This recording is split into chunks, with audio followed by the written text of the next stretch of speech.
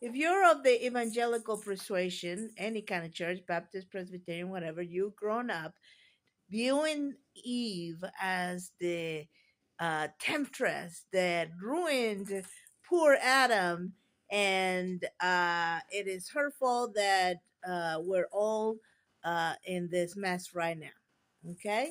One of the things that I found surprising when I first started reading the Bible was the fact that when Eve took of the fruit of the not tree of knowledge of good and evil, Adam was right next to her. The one task that Adam had, okay, was to protect and care for the garden. Who is in the garden? Eve. What was his job? To protect and care for everything and everybody that's in the garden. He did not protect Eve. And one more thing. When Eve says, when the snakes or the serpent ask Eve, did God say you shouldn't eat of any of the trees of the garden? She says, no, he said we shouldn't eat of the tree of the knowledge of good and evil. And then she says, neither shall you touch it. Is that what God said? Go back to your Bible and find out what God tells Adam. So here's the thing, we don't know who told Eve this information.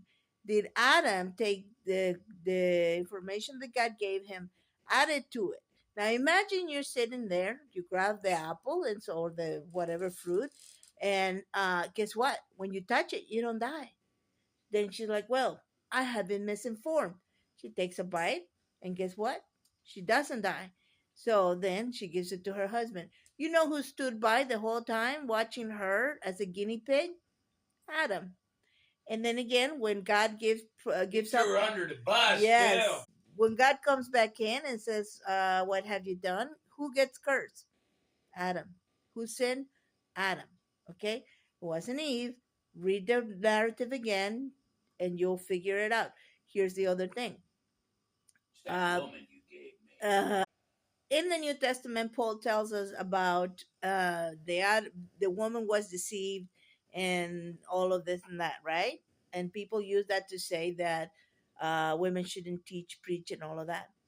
Perhaps you really need to understand the Old Testament. What Paul is saying, the woman got secondhand information and she was deceived. Let's make sure that she gets first-hand information about God so she's no longer deceived. And what have we done? Separated those two, male and female, and made the males again the head, and they have not protected the women. Read it again. Toodaloo.